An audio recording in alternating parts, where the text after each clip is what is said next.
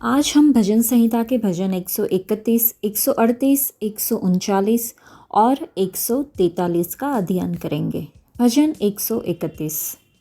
हे यहोवा, न तो मेरा मन गर्व से और न मेरी दृष्टि घमंड से भरी है, और जो बातें बड़ी और मेरे लिए अधिक कठिन है उनसे मैं काम नहीं रखता। निश्चय मैंने अपने मन को शांत और चुप कर दिया है।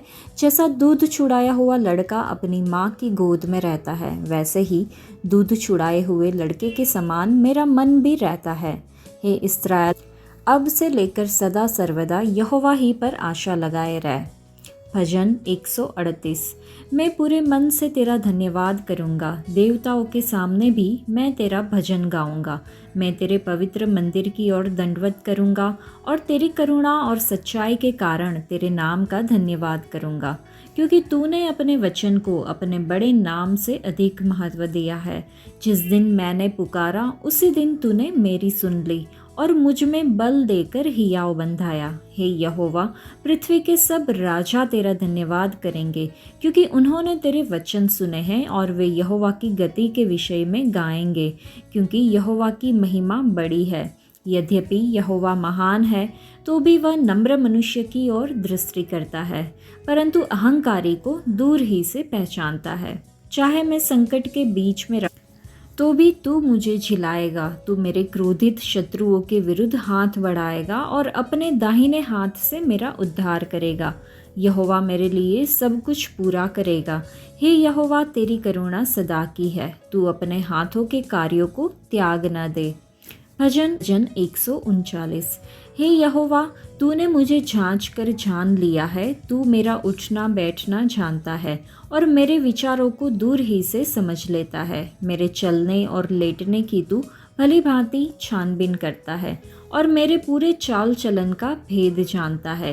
हे यहोवा, मेरे मुंह में ऐसी कोई बात नहीं जिसे तू पूरी रीति से न जानता हो। तूने मुझे आगे पीछे घेर रखा है और अपना हाथ मुझ पर रखे रहता है। यह ज्ञान मेरे लिए बहुत कठिन है, यह गंभीर और मेरी समझ से बाहर है। मैं तेरे आत्मा से भाग कर किधर जाऊं या तेरे सामने से किधर भागूं?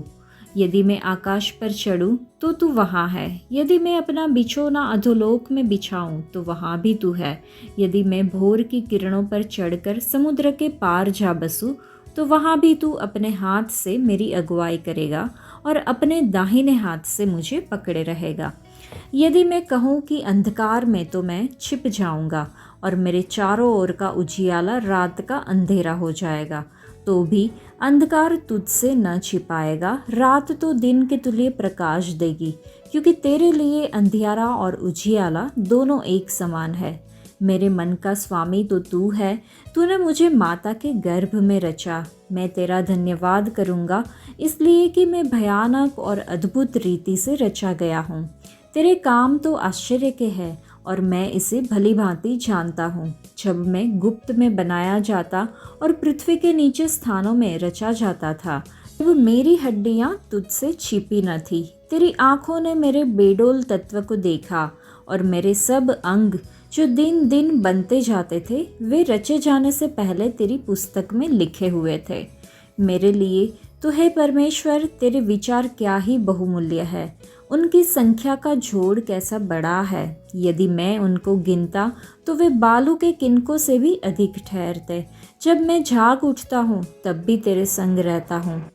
हे परमेश्वर, निश्चय तू दुष्ट को घात करेगा। हे हत्यारों, मुझसे दूर हो जाओ, क्योंकि वे तेरी चर्चा चतुराई से करते हैं। तेरे शत्रु तेरा नाम झूठी बात पर लेते हैं। हे यहोवा, क्या मैं तेरे बैरियों से बैर ना रखूं और तेरे विरोधियों से रूठ न जाऊं? हाँ, मैं उनसे पूर्ण बैर रखता हूँ। मैं उनको अपना शत्रु समझता हूँ। हे परमेश्वर, मुझे जांच कर जान ले। मुझे परख कर मेरी चिंताओं को जान ले और देख कि मुझ में कोई बुरी चाल है कि नहीं, और अनंत के मार्ग में मेरी अगुवाई कर। भजन 143। हे यहोवा, मेरी प्रार्थना सुन, मेरे गिड़गिड़ाने की ओर कान लगा। तू जो सच्चा और धर्मी है, इसलिए मेरी सुन ले और अपने दास से मुकदमा न चला, क्योंकि कोई प्राणी तेरी दृष्टि में निर्दोष नहीं ठहर सकता। शत्रु तो मेरे प्राण का ग्राहक हुआ है। उसने मुझे चूर करके मिट्टी में मिलाया है और मुझे बहुत दिन के मरे हुओं के समान अंधेरे स्थान में डाल दिया है। मेरी आत्मा भीतर से व्याकुल हो रही है, मेरा मन विकल है। मुझे प्राचीन काल के दिन स्मरण आते हैं। मैं तेरे सब अद्भुत कामों पर ध्यान करता हूँ और तेरे काम को सोचता हूँ। मैं तेरी ओर अपने हाथ फैलाए हुए हूँ। सूखी भूमि के समान मैं तेरा प्यासा हूँ। हे यहोवा, फुर्ती करके मेरी सुन ले, क्योंकि मेरे प्राण निकलने ही पर है। मुझसे अपना मुंह न छिपा, ऐसा ना हो कि मैं कब्र में पड़े हुए के समान हो जाऊं। अपनी करुणा की बात मुझे शीघ्र सुना, क्योंकि मैंने तुझी पर भरोसा रखा है। जिस मार्ग से मुझे चलना है वह मुझको बता दे, क्योंकि मैं अपना मन तेरी ही ओर लगाता हूँ। हे यहोवा, मुझे शत्रुओं से बचा ले, मैं तेरी ही आड़ में आ छिपा हूँ। मुझको यह सिखा कि मैं तेरी इच्छा कैसे पूरी करूँ, क्योंकि मेरा परमेश्वर तू ही है। तेरा भला आत्मा मुझको धर्म के मार्ग में ले चले। हे यहोवा, मुझे अपने नाम के निमित्त जिला। तू जो धर्मी है, मुझको संकट से छुड़ा ले और करुणा करके मेरे शत्रुओं का सत्यानाश कर और मेरे सब सताने वालों का नाश कर डाल, क्योंकि मैं तेरा दास हूँ। बाइबल सिखाती है कि परमेश्वर ने अपने वचन के महत्व को अपने सभी नामों से अधिक बढ़ाया है। जब परमेश्वर ने 1600 वर्षों की अवधि में पवित्र शास्त्र के माध्यम से अपने वचनों को प्रकट किया, तो उसके बाद परमेश्वर ने मानव जाति और पृथ्वी पर अपने कार्य के संबंध में उन वचनों के प्रति प्रतिबद्ध रहने का निश्चय किया। जब हम यीशु मसीह के प्रारंभिक दिनों से ही उनके जीवन का अध्ययन करते हैं, तो हम देख सकते हैं कि उन्होंने परमेश्वर के वचन को कितनी गंभीरता से लिया। हम लूका रचित सुसमाचार के 2 अध्याय में पढ़ सकते हैं कि अपने परिवार के साथ घर लौटने के बजाय 12 वर्ष की आयु में वे मंदिर में थे, जहां वे परमेश्वर के वचन पर चर्चा कर रहे थे और धार्मिक शिक्षकों और विद्वानों से परमेश्वर के वचन से संबंधित प्रश्न पूछ रहे थे। प्रारंभ से ही यीशु का जो चित्र हमारे सामने आता है वह परमेश्वर के वचन पर केंद्रित है। आगे लिखा है कि जो लोग उन्हें सुन रहे थे वे सभी उनकी समझ और उनके उत्तरों से आश्चर्यचकित थे। यीशु मसीह अपने बचपन से ही बाइबल के एक अत्यंत सावधान और समर्पित विद्यार्थी थे और उस समय केवल पुराना नियम ही उपलब्ध था। हमें यह भी याद रखना चाहिए कि उनके पास कभी भी हमारे घरों की तरह लिखित बाइबल नहीं थी। उन दिनों पुराने नियम की बहुत कम प्रतियां चमड़े के पत्रों पर लिखी जाती थी और उन्हें रखना बहुत ही महंगा था, इसलिए वे सामान्यतः केवल सभा स्थलों में ही उपलब्ध होती थी। बच्चों को विद्यालयों में सिखाया जाता था, जहां उन्हें परमेश्वर के वचन को सुनने का अवसर मिलता था और यीशु को भी यही अवसर 12 वर्षों तक मिला। इसके अलावा हम यह भी देखते हैं कि जब उनके सेवा कार्य की शुरुआत होती है तो वे परमेश्वर के वचन को महत्व देते हैं। अपने बपतिस्मा के बाद वे तुरंत 40 दिनों के उपवास और प्रार्थना के लिए जंगल में चले जाते हैं और उस अवधि के अंत में शैतान उनकी परीक्षा लेने आता है। ये परमेश्वर की योजना का हिस्सा था कि उनके पुत्र को इस पृथ्वी पर परखा जाए। यीशु ने शैतान के विभिन्न प्रलोभनों का सामना कैसे किया? शैतान के साथ तर्क वितर्क में पड़े बिना उन्होंने परमेश्वर के वचन को अंगीकार किया। शैतान के खिलाफ हमारी लड़ाई और हर समस्या का सामना करने के लिए यही तरीका आपके और मेरे लिए भी है। अब जब हम यीशु के नाम में चंगाई या अन्य किसी आवश्यकता के लिए प्रार्थना करते हैं, परंतु यदि हमारा जीवन उनके वचन के विरुद्ध है, तो वह प्रार्थना स्वीकार नहीं होगी, क्योंकि परमेश्वर ने अपने वचन को अपने नाम से ऊपर रखा है। इसलिए वह बाइबल में घोषित किए गए वचनों के विपरीत कोई कार्य नहीं करेंगे। हर विश्वासियों के लिए पवित्रता, सामर्थ्य, सत्य और विजय के साथ जीवन जीने के लिए पवित्र आत्मा के मार्गदर्शन में बाइबल का सावधानीपूर्वक अध्ययन करना अत्यंत आवश्यक है। जब दाऊद ने विनती की तब परमेश्वर ने उसे उत्तर दिया। यही नहीं रुका, परमेश्वर ने दाऊद को आत्मबल प्रदान किया और उसे शक्तिशाली बनाया। भजन 138 के हिसाब से वो प्रार्थना का उत्तर पाना एक बात है, लेकिन साथ ही परमेश्वर से निडर हृदय प्राप्त करना एक और महत्वपूर्ण बात है।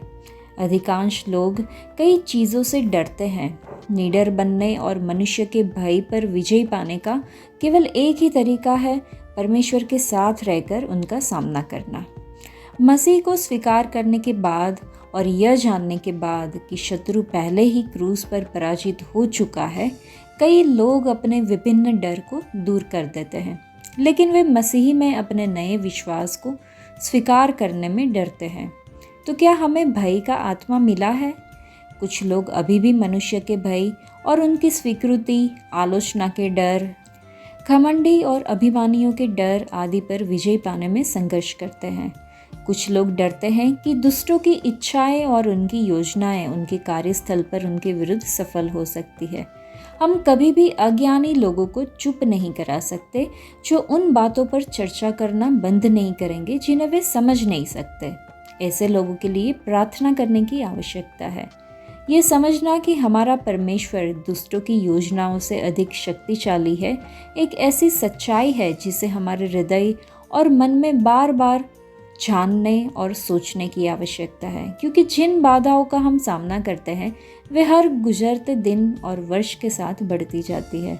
जितना अधिक हम विश्वास करेंगे और प्रभु से प्रार्थना करेंगे कि हे यहोवा, मुझे दुष्ट मनुष्यों से बचा, अत्याचारी लोगों से मेरी रक्षा कर, उतना ही हमें परमेश्वर से निडर हृदय मांगने की भी आवश्यकता है। मनुष्यों के प्रति हमारे डर को दूर करने के लिए हमें उनका सामना करना पड़ेगा और उन परिस्थितियों के बीच में भी उनकी उपस्थिति को महसूस करना पड़ेगा। परमेश्वर ने अपने दाहिने हाथ से हमें बचाने के लिए हमारे क्रोधित शत्रुओं के सामने अपना हाथ बढ़ाया। जिस तरह से कई लोगों को डूबने का डर रहता है, पर तैरना सीखने के लिए थोड़ी देर पानी में डूबना, पानी से बाहर निकलना और खांसी करने के बिना कोई रास्ता नहीं है। पानी के बाहर रहकर कोई तैरना नहीं सीख सकता। डर भी ठीक वैसा ही है। दुश्मनों ने हमें बदनाम करने, झूठे आरोप लगाने, शर्मिंदा कराने और डराने के लिए विभिन्न लोगों के साथ, हमारे रिश्तेदारों ने, हमारे पड़ोसियों का उपयोग करके वर्षों तक हर प्रकार की चालें चली हो सकती है।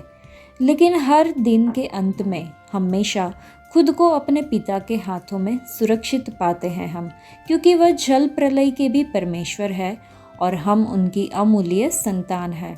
जब महान चरवाहे हमारे साथ हैं, तो डर के समय में भी उनके साथ चलने के लिए हमें और क्या चाहिए सिवाय साहसिक और निडर हृदय के। हमारे पास एक प्रेममय परमेश्वर है जो हमारे जीवन से संबंधित अपनी योजना को क्रियान्वित कर रहे हैं। वे यह भी जानते हैं कि हमारे परिवार, हमारे काम और हर विषय में हमारे लिए सबसे अच्छा क्या है।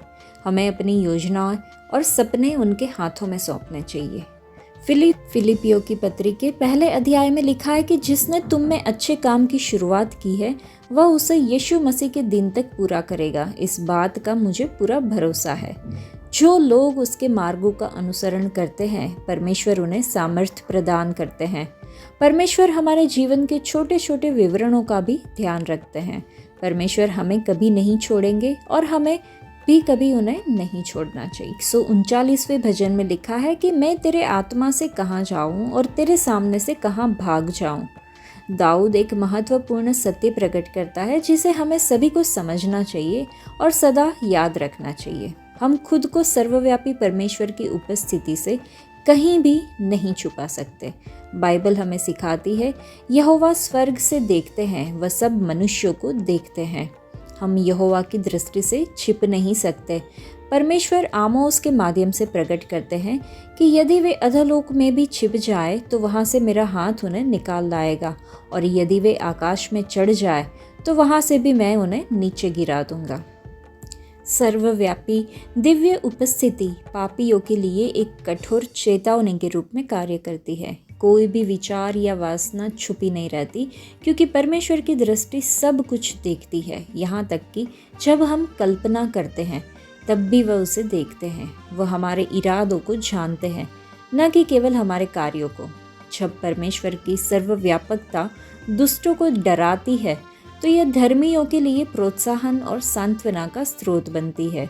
चाहे परीक्षा कैसी भी हो, कहीं भी हो, वह कितनी भी तीव्र या शक्तिशाली क्यों ना हो, परमेश्वर सदा हमारे साथ है। उनका प्रेम पूर्ण संरक्षण हमेशा हमारे ऊपर बना रहता है। अय्यूब की पत्री में लिखा है, क्योंकि उनकी आंखें मनुष्य के चाल चलन पर लगी रहती है और वह उनकी सारी गति को देखते हैं। हम जो कुछ भी करते हैं वह परमेश्वर की नज़रों से छुपा नहीं रहता। उनकी दृष्टि हम पर है ताकि वे हमारे मार्गों का निरीक्षण कर सके। वह हमारी हर क्रिया को देखते हैं। हमें अपने कार्यों में सावधान रहना चाहिए और हर काम में परमेश्वर को प्रसन्न करने के लिए प्रतिबद्ध रहना चाहिए। नीति वचन में लिखा है कि यहोवा की आंखें सब स्थानों पर लगी रहती है। वह भले और बुरे दोनों पर दृष्टि रखते हैं। हम हमेशा परमेश्वर की निगरानी में रहते हैं और वह हमें हर स्थान पर देखते हैं। परमेश्वर भले और बुरे दोनों का निरीक्षण करते हैं। वह हमें न्यायपूर्ण निर्णय के अनुसार दुष्टों के साथ व्यवहार करेंगे और वह धर्मियों को आशीर्वाद और प्रतिफल देंगे। तो क्या हमें यह एहसास है कि हम सदा परमेश्वर की दृष्टि में हैं और वह हमें हर स्थान पर देखते हैं? भले ही हम समुद्र किनारे की रेत को गिन ले, लेकिन हम अपने बारे में परमेश्वर के विचारों को कभी भी नहीं गिन सकते। जब हम ये याद करते हैं कि परमेश्वर हमारे बारे में सोचते हैं, तो यह हमें अधिक मूल्यवान और प्रिय महसूस कराता है। अगर कोई राजा सिर्फ किसी की ओर देख भी ले तो लोग गर्व का अनुभव करते हैं, लेकिन हम तो इससे भी अधिक आनंदित हो सकते हैं कि परमेश्वर, जिसके सामने राजाओं का भी कोई महत्व नहीं, वास्तव में हमारे बारे में सोचते हैं और बार बार हमारे बारे में सोचते हैं। अगर वह केवल कभी कभार ही हमारे बारे में सोचते तो हमारा क्या होता, लेकिन वह हमारे बारे में निरंतर सोचते हैं। यशायाह की पुस्तक में लिखा है कि मैंने तुझे अपनी हथेलियों पर अंकित कर लिया है। भजन 139 के हिसाब से दाऊद सर्वज्ञता के बारे में गीत गाने के बजाय इस सार्वभौमिक सत्य को व्यक्तिगत स्तर पर स्वीकार करता है। वह दूसरों के बारे में परमेश्वर के ज्ञान की बात नहीं करता, बल्कि अपने और परमेश्वर के बीच के व्यक्तिगत संबंध की बात करता है। यह हमारे लिए एक स्मरण है कि परमेश्वर न केवल सबको देखते हैं, बल्कि हमें व्यक्तिगत रूप से भी पूरी तरह से जानते और समझते हैं। अक्सर हम ये भूल जाते हैं कि आखिर हमें उनके न्याय के सामने खड़ा होना ही पड़ेगा और इसी वजह से हम परमेश्वर से दूर भागने का प्रयास करते हैं। हमें यह समझने की ज़रूरत है कि परमेश्वर का उद्देश्य हमें नुकसान पहुंचाना नहीं है, बल्कि हमें आशीर्वाद देना है। वह हमारे बारे में सब कुछ जानते हैं क्योंकि वह सर्वज्ञानी, सर्वव्यापी और सर्वशक्तिमान है। वह जानते हैं कि हम क्या कहने वाले हैं उससे पहले ही। वह हमारे विचारों को भी जानते हैं। उनके हाथ हमारे ऊपर है, हमें मार्गदर्शन और सुरक्षा देने के लिए। यिर्मयाह की पुस्तक में लिखा है कि मनुष्य का हृदय सबसे अधिक छलपूर्ण और अत्यंत दुष्ट होता है, कौन उसे जान सकता है? शायद हम अपने ही दिल के इरादों को पूरी तरह नहीं समझ पाते, लेकिन परमेश्वर हमारे हृदय की गहराइयों को भी देख सकते हैं। सबसे अद्भुत बात यह है कि परमेश्वर, जो हमारे हर दोषपूर्ण विचार को जानते हैं, फिर भी हमारे साथ संबंध बनाना चाहते हैं। इसलिए चलिए हम अपने जीवन से उन बाधाओं को दूर करें जो परमेश्वर के साथ हमारे संबंधों में रुकावट बनती है। पापों से छुटकारा पाकर परमेश्वर के करीब आए। मसीही विश्वास किसी नियम कायदे या रीति रिवाजों का धर्म नहीं है, बल्कि यह एक जीवित परमेश्वर के साथ व्यक्तिगत और गहरे संबंध का अनुभव, जो हमें पूरी तरह से जानता है और फिर भी हमसे प्रेम करता है, उसके बारे में है। जब हमारे दिलों में पाप होता है तो हम उसे परमेश्वर और दूसरों से छुपाने की कोशिश करते हैं। जैसे जब आदम और हव्वा ने पाप किया तो वे पेड़ों के बीच छिप गए थे। लेकिन यहाँ दाऊद परमेश्वर से प्रार्थना करता है कि वह उनकी जांच करे और उसके पापों को प्रकट करे। क्यों? क्योंकि जब परमेश्वर ने उसके पापों को उजागर किया तो दाऊद ने उन्हें स्वीकार किया, पछतावा किया, परमेश्वर की दया प्राप्त की और उन पापों को छोड़कर दिन प्रतिदिन पवित्रता में बढ़ता गया। इसी तरह हम भी प्रार्थना करें, हे परमेश्वर, मेरी जांच करे और हमारे हृदयों को जाने। दाऊद ने परखने के लिए भी प्रार्थना की। किसी को भी परखा जाना या परीक्षाओं से गुजरना पसंद नहीं होता। हम अक्सर प्रार्थना करते हैं कि हे प्रभु, मेरी परीक्षाओं और कठिनाइयों को ख़त्म करें। लेकिन यहाँ दाऊद खुद परमेश्वर से प्रार्थना करता है कि वह उसे परखे। क्यों? क्योंकि परीक्षाओं के माध्यम से हम अधिक पवित्र बनते हैं। हमें परमेश्वर के वचन पर भरोसा करना और उनके अनुसार चलना सीखने का अवसर मिलता है। हम मसीह के समान बनने की प्रक्रिया में आगे बढ़ते हैं।